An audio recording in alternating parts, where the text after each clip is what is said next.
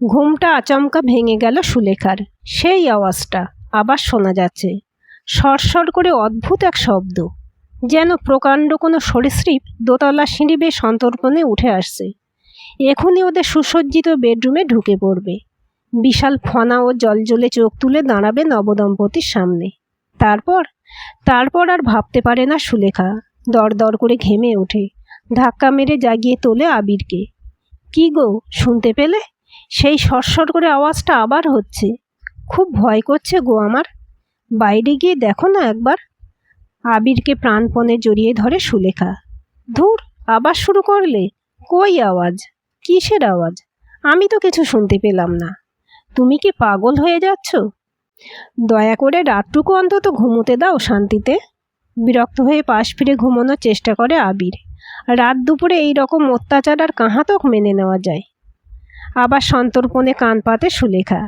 চোখ দুটো বন্ধ করে। সত্যি শব্দটা তো আর শোনা যাচ্ছে না। আবিরকে ডাকতেই যেন কেমন ভোজবাজির মতো মিলিয়ে যায় সরসর আওয়াজটা প্রতিবার।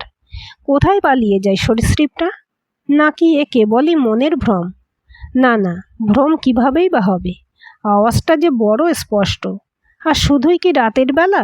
আবির যখন অফিসে থাকে, সদ্য বিবাহিতা সুলেখা যখন বাড়িতে একেবারেই একা, সূর্য যখন মধ্য গগনে, তখনও তো প্রায় দোতলার ফ্ল্যাটের বারান্দা থেকে ও শুনতে পায় সেই একই শব্দ। প্রথমে ভয়ে সিঁটিয়ে গেলেও সে ঠিকই দৌড়ে যায় সিঁড়ির কাছে।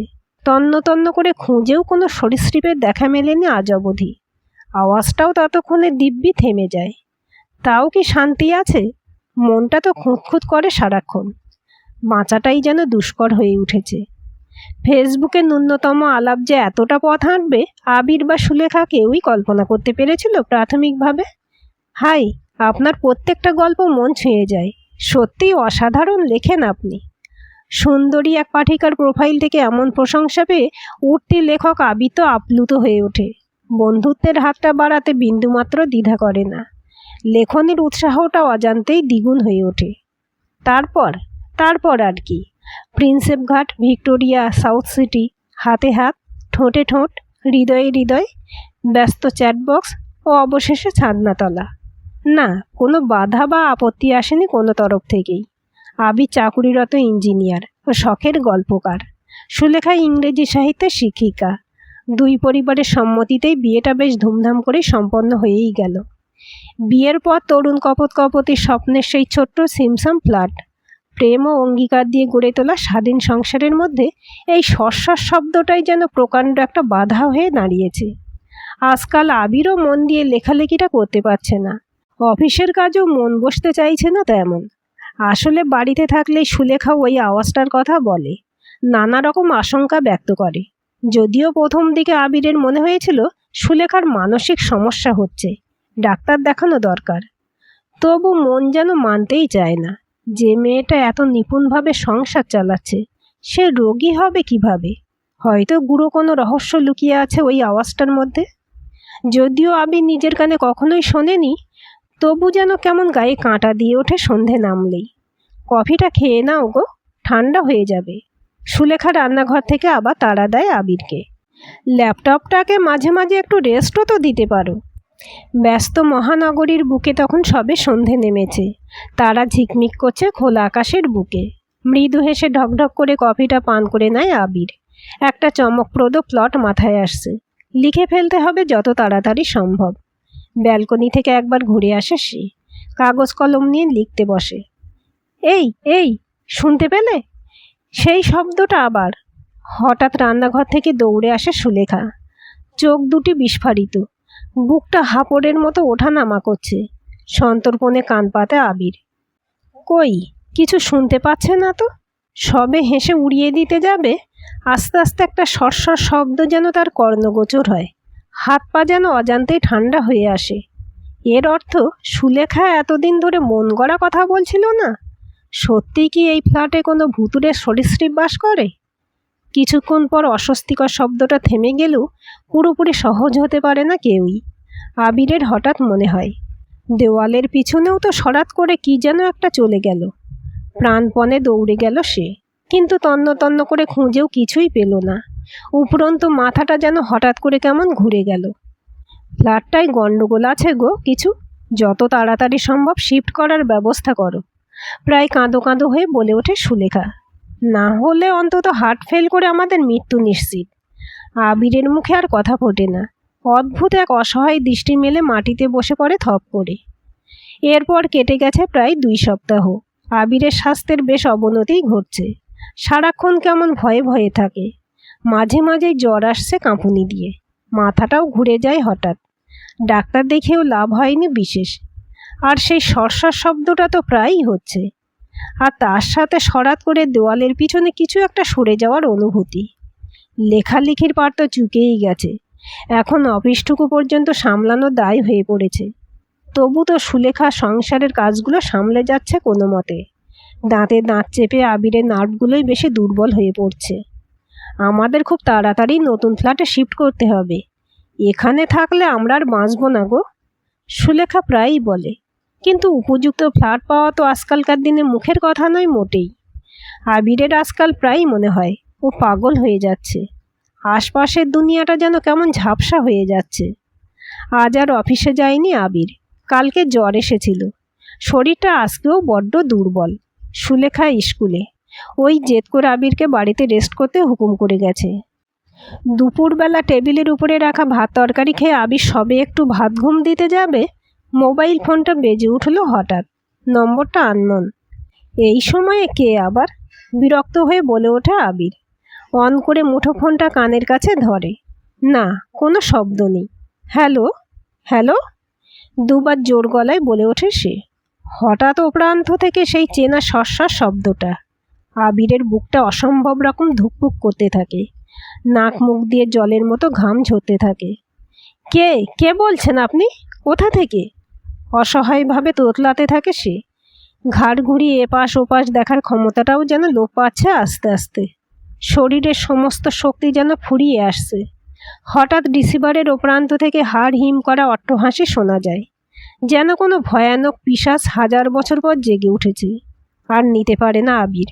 জ্ঞান হারিয়ে ধরাম করে মেঝেতে পড়ে যায়। তারপর আর কিছুই মনে নেই ওর। ও ভালো হয়ে যাবে তো ডাক্তারবাবু?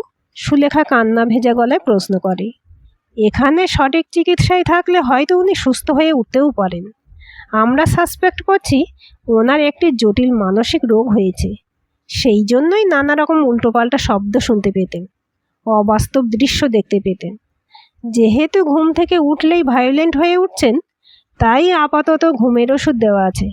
চলুন, ওনাকে ঘুমোতে দিন, আমরা বাইরে গিয়ে কথা বলি। এই বলে ডাক্তারবাবু ছোট ঘরটা থেকে বেরিয়ে আসেন। সুলেখা কিন্তু খানিকক্ষণ থেকে যায়। নিষ্পলক দৃষ্টি মেলে তাকিয়ে থাকে আবিরের দিকে। ফুঁপিয়ে ফুঁপিয়ে কাঁদে কিছুক্ষণ। তারপর হঠাৎই চোখ দুটো মুছে ফেলে কৌতুকের ভঙ্গিতে বলে ওঠে, ভালো থেকো আবির। আজ থেকে এই অ্যাসাইলামই তোমার ঠিকানা। কি করব বলো? উপায় তো কিছু নেই আমার হাতে। আচ্ছা, কলেজ লাইফে সেই মেয়েটাকে মনে পড়ে তোমার?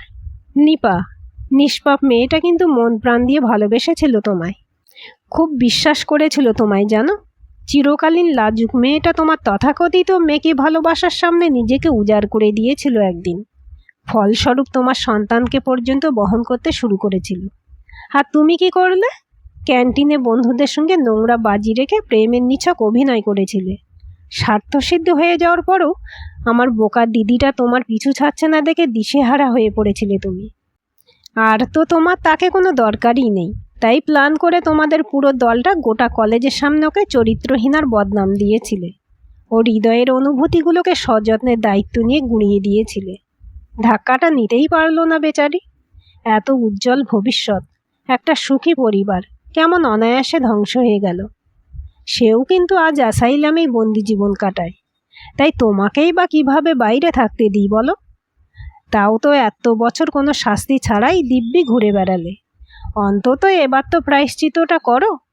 দিদির সঙ্গে যখন এই পাশবিক ঘটনা ঘটে তখন আমি স্কুলে পড়ি। তবু প্রতিজ্ঞা করেছিলাম, আইন তোমার শাস্তি দিতে না পারলেও আমি ঠিকই দেব একদিন। বড় হয়ে ফেসবুকে অ্যাকাউন্ট খুললাম। তোমায় খুঁজে যেচে আলাপ জমালাম। মাখো মাখো প্রেমের অভিনয় করলাম। তোমার মতো অপরাধীর সঙ্গে বিয়ের পিঁড়িতে বসলাম। কিছুদিন পর থেকে হঠাৎ হঠাৎ রাত বিরেতে সস্বর শব্দ শোনার অভিনয় করতে শুরু করলাম। অথচ এমন কোনো শব্দ শোনাই যায়নি, শুধু শেষ কয়েকদিন বাদে, যখন আমি অমন আওয়াজের একটা রেকর্ড সংগ্রহ করেছিলাম।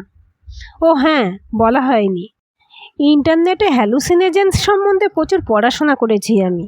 সেগুলো প্রতিদিন তোমার কফিতে মিশিয়ে ধীরে ধীরে তোমার মানসিক রোগী করে তুলেছি আমি। ওষুধের ঘরে তুমিও ভাবলে সরীসৃপে চলার শব্দ বুঝি সত্যি করেই শোনা যাচ্ছে। সত্যি, মানুষের মন কি ভীষণ দুর্বল না? যা বিশ্বাস করাতে চাও ঠিকই মেনে নেয়, শুধু একটু ম্যানুপুলেশনের প্রয়োজন মাত্র। সেদিন দুপুরে ফোন করে পৈশাচিক অট্টহাসিটার ব্যবস্থাও আমারই, সঙ্গে রেকর্ড করা সরীসৃপ হেঁটে যাওয়ার সেই আওয়াজটা। কম মেহনত তো আমায় করতে হয়নি বলো, তবে ফলও আজ হাতে নাতেই পেলাম। যাকগে, এতদিনে সাফল্যের মুখ দেখেছি আমি। আমার দিদির অপরাধীকে যথোপযুক্ত শাস্তি দিতে পেরেছি।